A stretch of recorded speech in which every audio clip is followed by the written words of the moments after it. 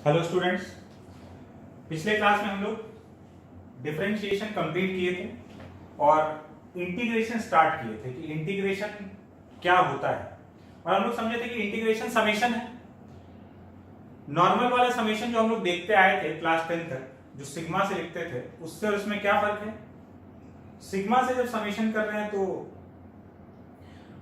Finite size के object को जोड़ रहे हैं, और इंटीग्रेशन जब कर रहे हैं तो बहुत ही छोटे छोटे वैल्यूज को, बहुत छोटे छोटे चीजों को जोड़ा जा रहा है। कितना छोटा, जितना हम छोटा सोच सकते हैं उतना, उससे भी ज्यादा छोटा। वो जो डी से जितने छोटे चीजों को दिखाते हैं ना, उस लेवल के छोटे चीजों को ऐड करने का काम चल रहा है। तो उसको मैन्युअली ऐड नहीं किया जा सकता है।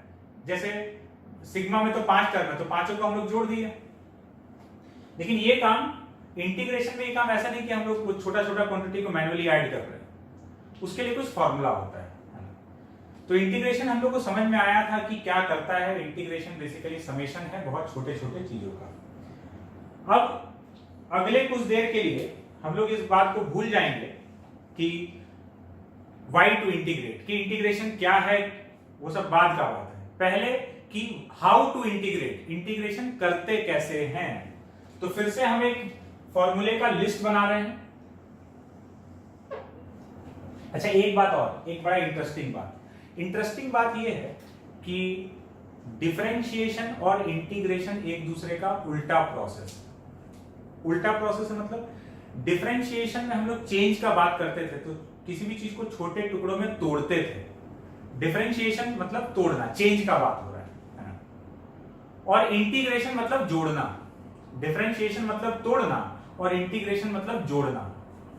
और ये खाली बोलने के लिए ऑपोजिट नहीं है, ये सही में एक दूसरे का एकदम उल्टा प्रोसेस है।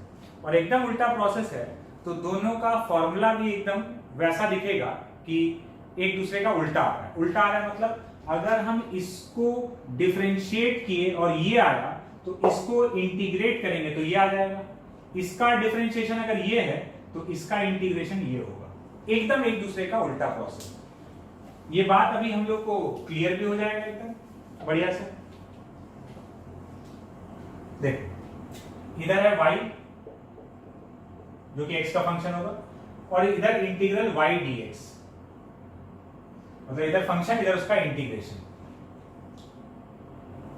1 का इंटीग्रेशन x,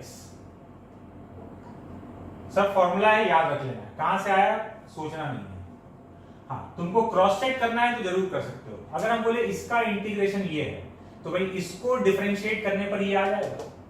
x का डिफरेंशिएशन 1, तो 1 का integration x to the power n का integration x to the power n plus 1 upon n plus 1।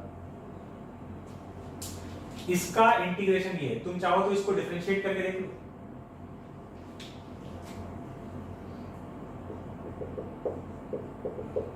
यही लिखा हुआ है।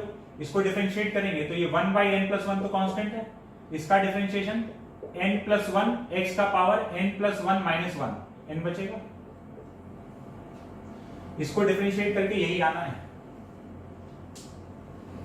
तो डिफरेंशिएशन और इंटीग्रेशन एकदम एक दूसरे का उल्टा प्रोसेस है। इसका इंटीग्रेशन ये हो गया, बस इसमें n is not equal to -1, क्योंकि अगर n -1 हो गया तो ये नीचे 0 हो जाएगा, not defined.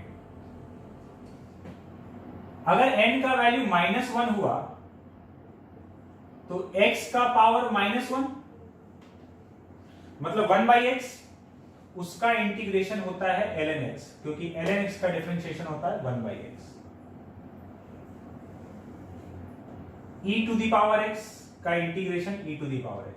e to the power x का कोई कुछ नहीं बिगाड़ सकता, उसका डिफरेंशिएशन भी वही है, इंटीग्रेशन भी वही है। और भी है sin x का integration minus cos x, cos x का इंटीग्रेशन sin x। ये कुछ फॉर्मूला है इंटीग्रेशन में जो हम लोग को याद रखना है। ठीक है, ये अपने काम का फॉर्मूला हो गया।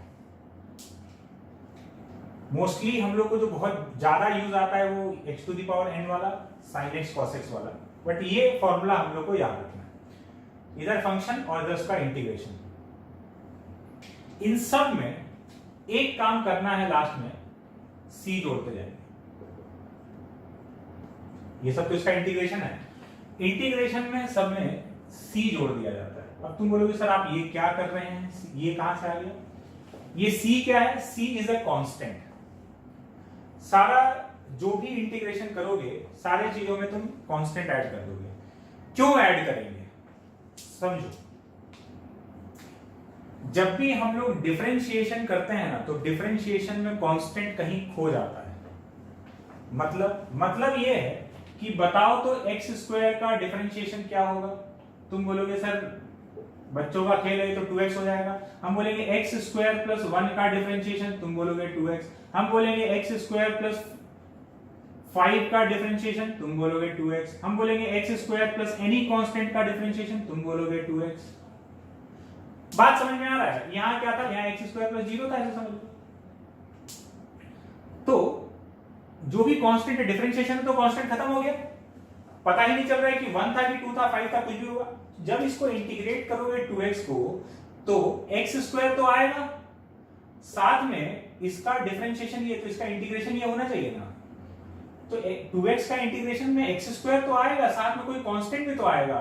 वो कांस्टेंट हो सकता है 0 हो, ऐसा भी हो सकता है कि वो 0, ऐसा भी हो सकता है कि 1 हो, 5 हो, 2 हो, एनी कांस्टेंट।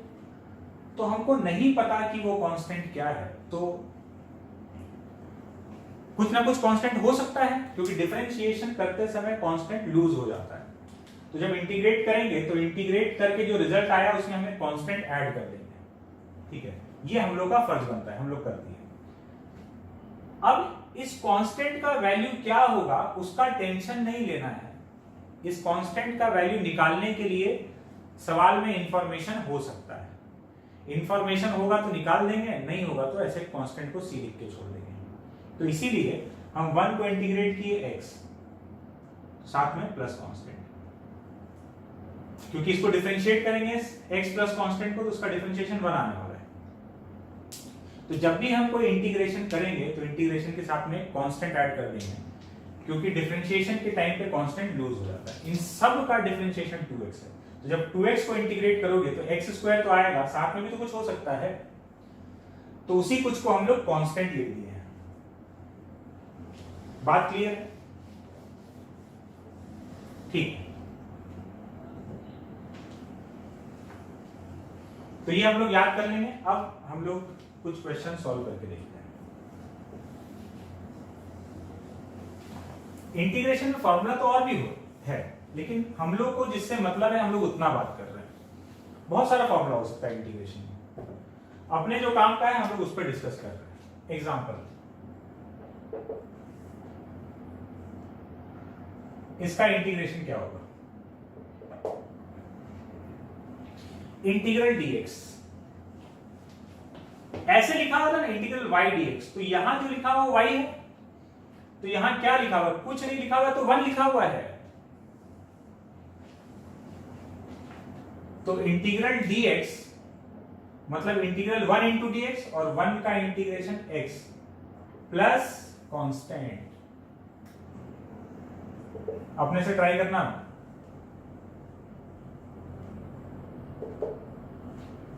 इसका इंटीग्रेशन बताओ, सिंपल सा है। x का पावर 1 है, तो x to the power n का integration x to the power n plus 1 था तो 1 plus 1 upon n plus 1, x का power n plus 1 upon n plus 1 plus constant. x to the power n वाला formula use कर रहे हैं। x to the power n का integration क्या होता है? x to the power n plus 1 upon n plus 1 plus constant. ये आ गया, ठीक है। इसका इंटीग्रेशन रूट एक्स dx, तो रूट एक्स dx है, मतलब x का पावर हाफ है, तो x to the power n plus 1 upon n plus 1, तो x to the power 3/2 upon 3/2 plus constant.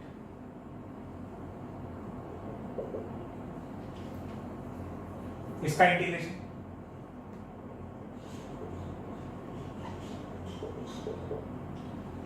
x root x into d x,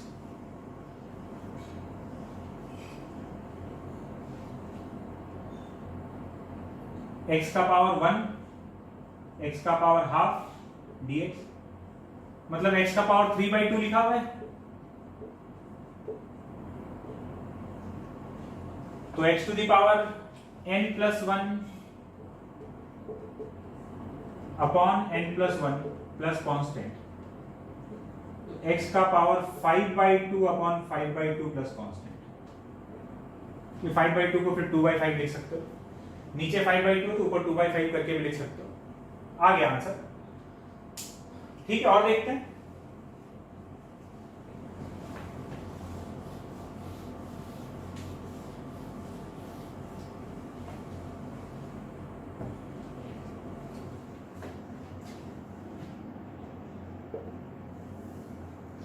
suppose ये दिया हुआ है dx अपॉन x, इसका इंटीग्रेशन, तो dx अपॉन x मतलब x का power -1 into dx, तो इसमें वो वाला x to the power n वाला फॉर्मूला नहीं लगेगा, n is not equal to -1, तो ये 1/x का इंटीग्रेशन सीधा ये होता है ln x प्लस कांस्टेंट। तुम बोलोगे सर ln x क्या होता है, हम लोग को अभी कोई मतलब नहीं है, बस ये कोई फंक्शन है, 1/x का इंटीग्रेशन ln x।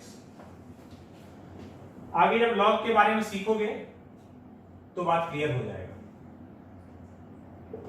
और देखते हैं, मान लो ये लिखा हुआ है dx अपॉन एक्स स्क्वायर, इसका इंटीग्रेशन, बस x जो है वो n जो है वो -1 के अलावा कुछ भी हो सकता है, तो ये ऊपर चला गया power -2, x to the power n, तो x to the power n plus 1 upon n plus 1 plus constant, तो ये कितना आ गया, ये -1 बचेगा है, तो ये -1/x बचा, देख लो इतना ही आएगा, -1/x प्लस कांस्टेंट, और ये कांस्टेंट का वैल्यू क्या है दिमाग ही नहीं लगाना है, क्योंकि अपने को कोई इंफॉर्मेशन नहीं है, हम लोग कांस्टेंट कांस्टेंट लिख के आगे बढ़ते रहेंगे।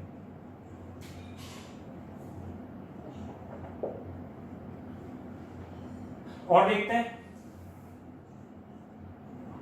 dx अपॉन रूट एक्स, इसका इंटीग्रेशन बताना है, तो मतलब x का पावर -12, तो x to the power n plus 1 upon n plus 1 plus constant, तो ऊपर बचा x का पावर हाफ, नीचे हाफ प्लस c, मतलब इसको 2√x लिख दिए, 2√x प्लस कांस्टेंट। बात समझ में आ रहा है क्या कर रहे हैं? ठीक है,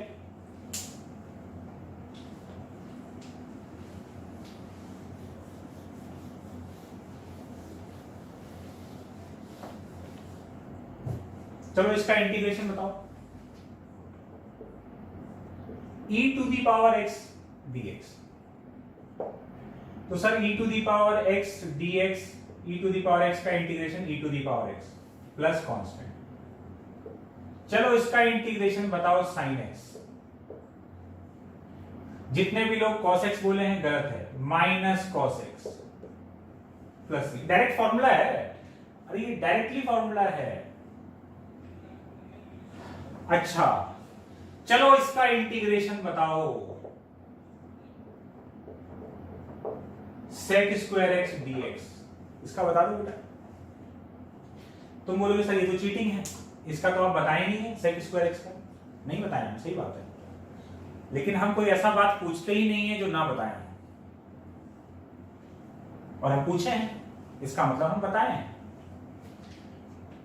sec स्क्वायर x का इंटीग्रेशन याद करो, डिफरेंशिएशन वाला टेबल, tan x का डिफरेंशिएशन sec स्क्वायर x था, तो इसका इंटीग्रेशन वहां जो फॉर्मूला था सब यहां वैलिड हो जाएगा, तो tan x का डिफरेंशिएशन sec स्क्वायर x, तो अगर हमको कोई बोलेगा कि sec स्क्वायर x का इंटीग्रेशन क्या है, तो हम बोल देंगे tan x प्लस c कोई हमसे बोलेगा कि sec x tan x का इंटीग्रेशन क्या है, तो हम बोलेंगे sec x tan x का integration sec x plus c, क्योंकि sec x को डिफरेंशिएट करते हैं तो क्या आता है sec x tan x, ये वो डिफरेंशिएशन वाले लिस्ट में लिखा हुआ था। बात क्लियर है? तो ये सब फॉर्मूला बेस्ड था।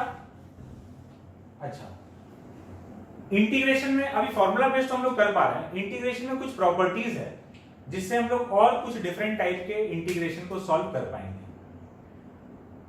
इंटीग्रेशन में प्रॉपर्टीज बोलने के लिए तो बहुत सारा है, बट हम लोग को जो काम आता है फिजिक्स में, हम लोग खाली उस पर बात करने वाले हैं। प्रॉपर्टीज,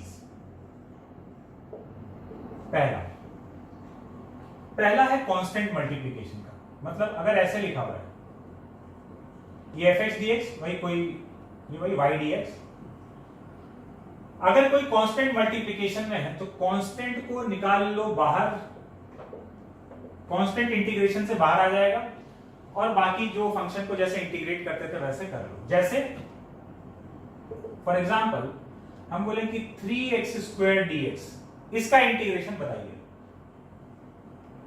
तो तुम बोलोगे कि इसका इंटीग्रेशन, तो 3 तो आ गया बाहर, जैसे हम बोले इसका इंटीग्रेशन बताओ, तो 3 आ गया बाहर, x² dx,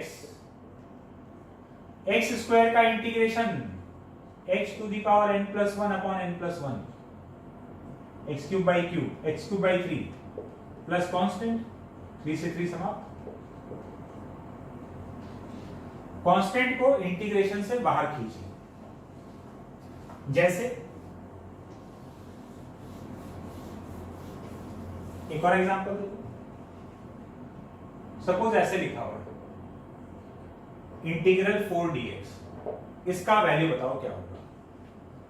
तो हम लोग 4 को इंटीग्रेशन से बाहर निकाल लिए, अंदर बचा dx, dx मतलब 1 इंटू dx, कुछ नहीं है तो 1 तो है ही, तो 1 का इंटीग्रेशन x प्लस कांस्टेंट, तो आ गया 4x प्लस c। तो अगर कांस्टेंट मल्टीप्लिकेशन में है फंक्शन के साथ में, तो कांस्टेंट को बाहर निकालो और बाकी सारे सामान को इंटीग्रेट कर लो जैसे कि किया करते थे।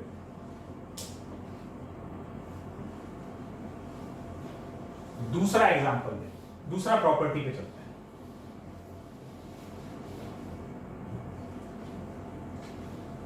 सेकेंड प्रॉपर्टी ये है कि अगर दो फंक्शन एडिशन सब्ट्रैक्शन के फॉर्म में f1x प्लस माइनस f2x, तो दोनों को अलग अलग इंटीग्रेट कर लो, जैसे डिफरेंशिएशन में किया करते थे, f1x dx, बीच में जो भी प्लस माइनस वो लगा दिए, f2x dx, ये दोनों अलग अलग है तो साथ में जोड़ भी सकते हो, जुड़ा हुआ है तो अलग अलग करके इंटीग्रेट कर सकते हैं। f1x को अलग इंटीग्रेट कर लो, f2x को अलग इंटीग्रेट कर लो। कैसे? ऐसे, suppose x plus sign x है इंटू dx, इसको इंटीग्रेट करने के लिए बोला गया, तो हम क्या करेंगे, हम लिखेंगे x ds एक फंक्शन हो गया, बीच में जो साइन था वो लगा दिए, और दूसरा हो गया sin x dx, इसका इंटीग्रेशन x² प्लस इसका integration minus cos x plus constant. बात समझ में आया? दोनों को अलग अलग इंटीग्रेट कर लो जैसे करते हैं। अब यहां पर कुछ लोगों के दिमाग में एक सवाल आ जाता है, सवाल ये आ जाता है कि सर इसका एक अलग कांस्टेंट जनरेट हुआ होगा c1, इसका एक अलग कांस्टेंट जनरेट हुआ होगा c2, आप तो एक ही लिखे हैं, कोई दिक्कत नहीं है। अगर तुम्हारे दिमाग में सवाल आया था तो जवाब सुन लो, सवाल नहीं आया था तो हम ला दिए हैं, अब जवाब सुन लो। इससे कांस्टेंट कुछ c1 जनरेट हुआ, इससे c2, तो वो c1 प्लस c2 मिलाकर हम नया कांस्टेंट c बोल दे रहे हैं। तो ये भी अननोन ही है, हमको वैसे कांस्टेंट लिखना है, हम लिख दिए, ठीक है। इससे कुछ c1 जनरेट हुआ होगा, इससे c2, वो मिलाकर एक कांस्टेंट लिखा हुआ है सी। अलग अलग लिखने का, अगर तुमको मन किया अलग अलग लिखने का तो लिख दो और फिर बोल दो कि ये C1 C2 मिलाकर एक ही कांस्टेंट सी है, जुड़ के ऐसे हुआ है। इंपॉर्टेंट बात यह है कि प्रॉपर्टी नंबर 2 क्लियर हुआ कैसे करना है, अलग अलग इंटीग्रेट कर लिए। अब अलग अलग इंटीग्रेट करने में बार बार ऐसे फैला के लिखने का जरूरत नहीं है कि तुम इसको पहले अलग लिखे फिर इसको लिखे फिर इंटीग्रेट कर लिए।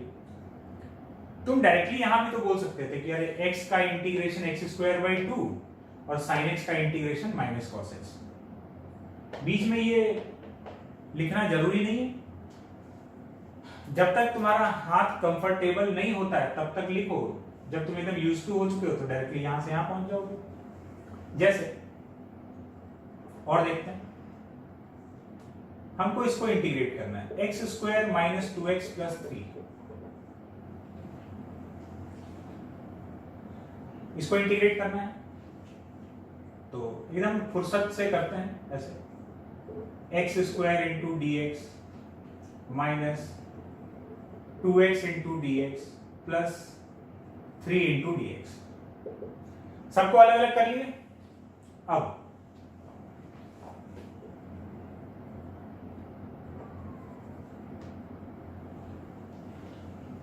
x² का इंटीग्रेशन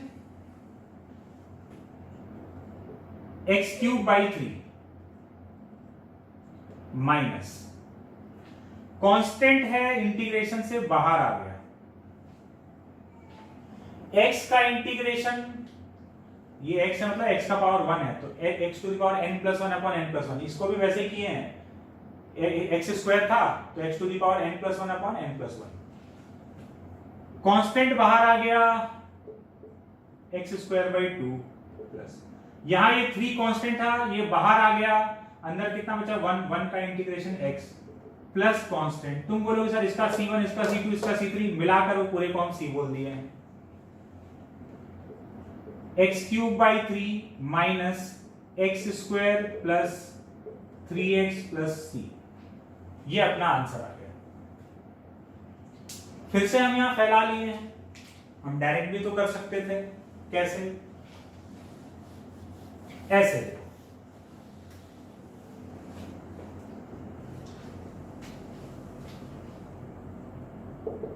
सपोज हमको एक फंक्शन दिया हुआ है कुछ भी 3x² प्लस 4x प्लस 7 या -7 इंटू dx, इसको इंटीग्रेट करना है। हम डायरेक्टली कैसे कर रहे हैं देखो, एक एक को, ये 3 फंक्शन 1 2 3। सबसे पहले इसको इंटीग्रेट कर रहे हैं। तुम चाहो तो तीनों को अलग अलग स्प्लिट करके लिख लो पहले ऐसे और फिर इंटीग्रेट कर लो। हम ऐसे कर रहे हैं, पहले 3x² को इंटीग्रेट किए तो 3 तो कांस्टेंट है बाहर रखे, x² का इंटीग्रेशन x⁴n+1/n+1 प्लस, तो यहां प्लस आ गया। फिर ये 4x को इंटीग्रेट करना है, 4 को बाहर निकाल लिए, कांस्टेंट है। x का इंटीग्रेशन ये x⁴1 है तो n+1/n+1, x² 2 आ गया। फिर माइनस, तो यहां माइनस। ये 7 है, इसको इंटीग्रेशन से बाहर निकाल लिए, कांस्टेंट है, कितना बचेगा 1 का इंटीग्रेशन x और पूरे में प्लस c, तो ये आ गया x³ plus 2x² minus 7x plus constant.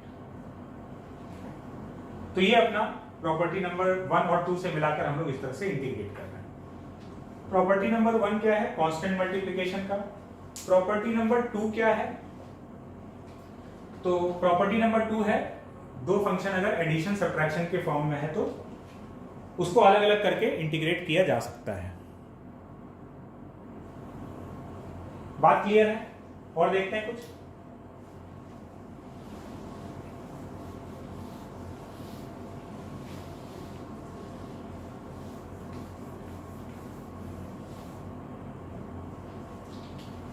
Property number 3। Property number 3 थोड़ा सा अजीब सा है, अटपटा सा है। क्या है देखो, ये बोलता है कि अगर if integral f x d x is f x plus c. इस छोटे एफ एक्स का इंटीग्रेशन, ये बड़ा एफ एक्स है, बस ये सिंबल्स है, इसका इंटीग्रेशन, इस फंक्शन का इंटीग्रेशन अगर ये है, अगर ऐसा है तो, अगर ऐसा है तो then integral f a x plus b d x is equal to 1 by a f a x plus b plus c. अगर ऐसा है तो ऐसा हम लोग कर सकते हैं। तुम बोलोगे सर ये जो आप लिखे हैं ना, ये एकदम बाउंसर गया है, कुछ भी समझ में नहीं आया। हमको पता है ये सिर्फ नोटेशंस हैं, हम लोग अभी इसका मतलब समझते हैं कि क्या है। अगर ये कोई सा भी फंक्शन हो सकता है, अगर उसका इंटीग्रेशन ये है, तो अगर x की जगह ax प्लस बी आ गया ना, उसी फंक्शन में x की जगह अगर ax प्लस बी मतलब कोई भी linear function, 2x plus 3, 5x plus 9, 2x minus 4, कुछ भी ऐसा, तो अगर x की जगह ax प्लस बी आ गया, तो वहां पर भी x की जगह क्या आ जाएगा, ax plus B divided by a। मतलब सर अभी भी नहीं समझ में आया, हमको पता है अभी भी नहीं समझ में आया, यहां से देखो आप समझ में आया। एग्जांपल जैसे sin x का इंटीग्रेशन,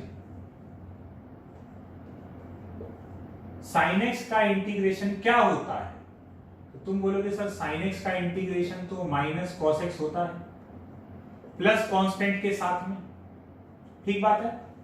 तो अगर हम बोले कि sin 2x प्लस 3 का इंटीग्रेशन क्या होगा, इसका ये है, तो अब x की जगह क्या आ गया, 2x प्लस 3, तो उधर भी x की जगह क्या आ जाएगा, 2x प्लस 3 प्लस कांस्टेंट, और साथ में x की जगह 2x प्लस 3 आया, तो यहां भी x की जगह 2x प्लस 3 आ गया, और x के साथ जो कोफिशिएंट है उससे डिवाइड कर देंगे।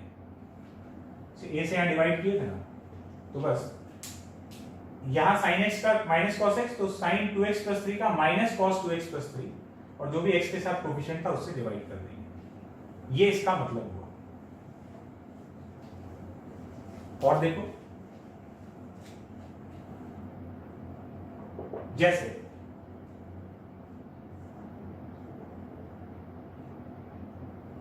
cos 2x,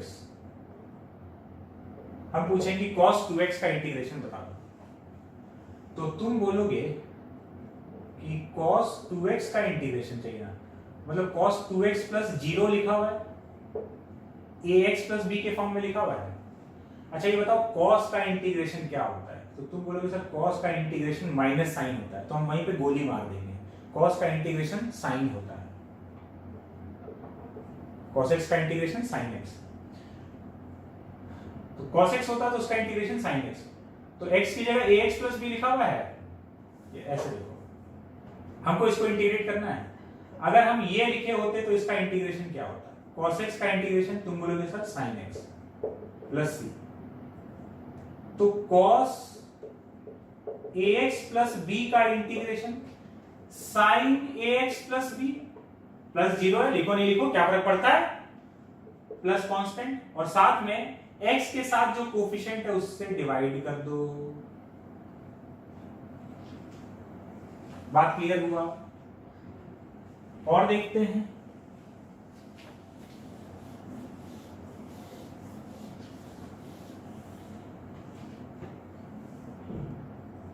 एग्जाम्पल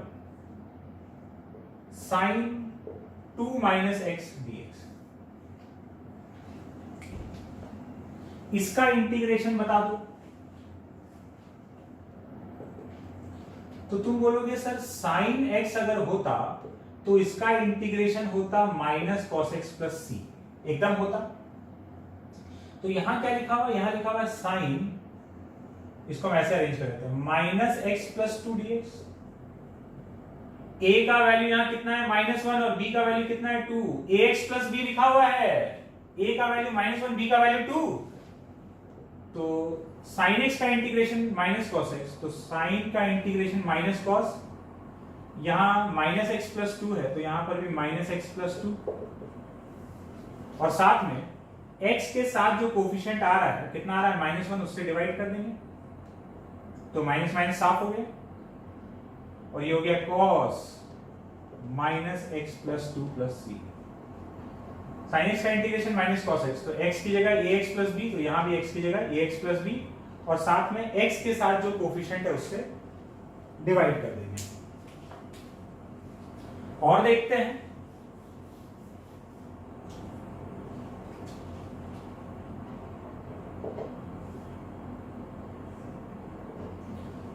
देखो, हम बोले कि 3x माइनस टू का स्क्वायर इंटू dx, इसको इंटीग्रेट करो। इसको इंटीग्रेट करना है तो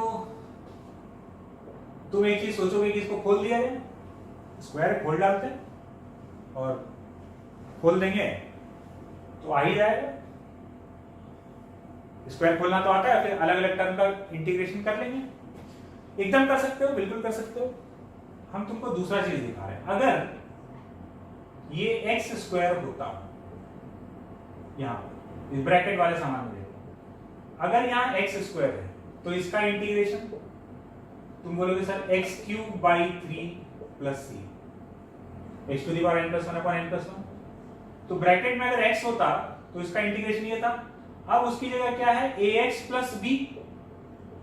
a का वैल्यू यहां कितना है 3 और b का वैल्यू यहां पर कितना है -2। तो यहां पर भी x की जगह ax plus b, 3x minus 2 का cube upon 3 plus c, x की जगह ax प्लस b आ गया और जो x का कोफिशिएंट है उससे डिवाइड कर देंगे, तो उससे डिवाइड कर दिया तो ये आ जाएगा 1/9। और तुम्हारा मन करे तो स्क्वायर को खोल लेना और खोल के अलग अलग टर्म को इंटीग्रेट करोगे तब भी तुमको यही मिलने वाला है। क्या है ना कि स्क्वायर में तो तुम्हारा हिम्मत हो भी गया खोलने का, ठीक है। मान लो हम ऐसे बोल देते कि जरा इसको इंटीग्रेट करना तो 2x प्लस 3 का पावर 100 इंटू dx। अब कर लो, अब खोल लो। अब हिम्मत होगा खोलने का?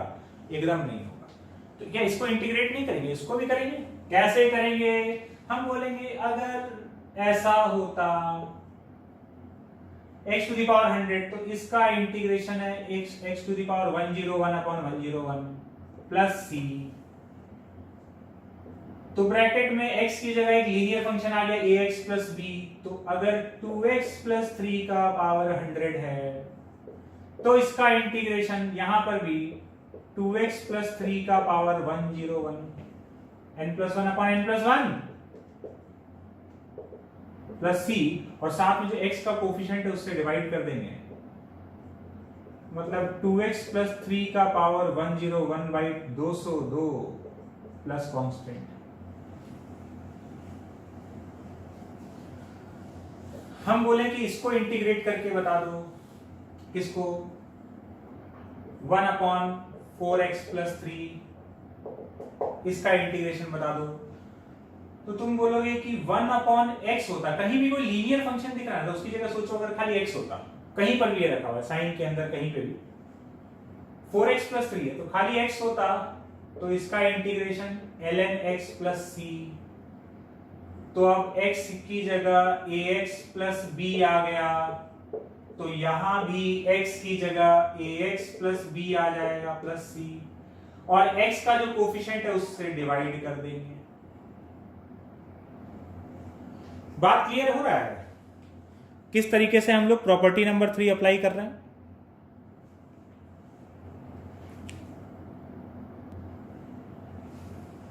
तो इस तरीके से हम लोग प्रॉपर्टी नंबर 3 से इसको कई टाइप के इंटीग्रेशन को सॉल्व कर सकते हैं। बस कोई भी लीनियर फंक्शन हो रहा है तो उसकी जगह अगर x होता है तो उसका क्या इंटीग्रेशन होता? साइन के अंदर 4x प्लस 3 आ रहा है तो हम सोचेंगे कि अच्छा साइन x होता तो उसका इंटीग्रेशन क्या होता? बस उसमें x की जगह 4x प्लस 3 रख दिया जाएगा और x के कोफिशिएंट से डिवाइड कर देंगे। तो इस तरीके से हम लोग प्रॉपर्टी नंबर 3 अप्लाई कर सकते हैं।